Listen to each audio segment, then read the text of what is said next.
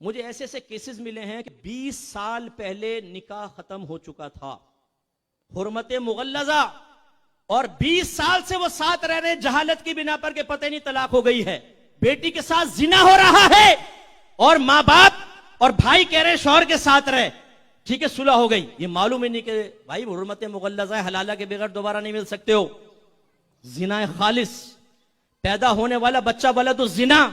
میں آپ سب سے کوشچن کرتا ہوں، یہ بتائیے کہ آپ یہ چاہیں گے کہ آپ کی بیٹی کے ساتھ زنا ہو؟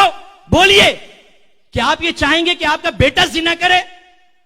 اگر آپ کہیں گے نہیں، تو پھر میں آپ سے پوچھتا ہوں، اپنے بچوں کو آپ نے طلاق کے مسائل سکھائیں؟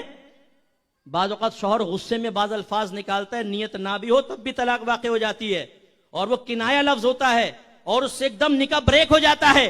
اس کے بعد صلح کی واحد صورت یہ ہوتی ہے کہ دوبارہ تجدید نکاح کیا جائے، ورنہ صلح نہیں ہو سکتی ہے۔ مثال کے طور پہ بیوی کہہ رہی تھی چھوڑ دو مجھے، میں تمہارے ساتھ نہیں رہتی، شوہر نے کہا جا تجھے آزاد کیا۔ جیسے ہی غصے میں لڑائی کے دوران لفظ آزاد استعمال کرے گا، نکاح بریک ہو جائے گا فوراً۔ اب دوبارہ اگر ساتھ رہنا ہے، جدید نکاح کرنا ہوگا۔ میرے سامنے اتنے کیسز آئے جو بعد میں پتہ چلے، پہلے ہوتے تو میں روک دیتا، لفظ کنایہ سے طلاق ہوئی، نکاح بریک ہے، آگے جی ماں باپ بھی دیکھو بیٹا صلح کر لو، اچھی بات نہیں ہوتی، لڑائی جھگڑا کس گھر میں نہیں ہوتا؟ اچھا امی جان کیا کریں؟ ہاتھ ملاؤ، ہاتھ ملاؤ، جاؤ بیٹا حرام بتی کرو، جاؤ جاؤ حرام کرو۔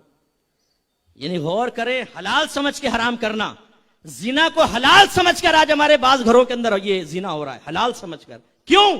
علم دین نہیں سیکھا ہوا۔ میں آپ سب سے گزارش کرتا ہوں، ویسے ان الفاظ سے کنڈیشنل طلاق ہوتی ہے، ایک دم ڈائریکٹ نہیں ہو جاتی، لیکن یاد کیجئے گا اگر یہ الفاظ آپ نے ادا کیے ہیں تو کسی عالم دین سے اس کا حکم معلوم کریں کہ طلاق تو نہیں ہو گئی تھی۔ مثلا جا، دفع ہو جا، نکل جا، شکل گم کر، دوسرا شوہر دیکھ، بوریا بستر گول کر، میں کہ جا، تیرا میرا کوئی تعلق نہیں، تو مجھ پہ حرام ہے، ان سے طلاقیں پڑتی ہیں، پتہ ہے آپ کو؟ سیکھیں ہیں آپ نے یہ مسائل؟ بعض تو یہاں سفید ریش والے تشریف فرما ہوں گے بزرگ، جو یاد کریں گے تو جوانی میں عالم غضب میں سلطان راہی کا عکس ثانی بنتے ہوئے کتنی مرتبہ یہ الفاظ آپ نے زبان سے ادا کیے ہوں گے، لیکن گھر چل رہا ہے صاحب۔ میں تو یہ کبھی پسند نہیں کروں گا کہ میری بیٹی کے ساتھ زنا ہو یا میرا داماد ایسا ہو۔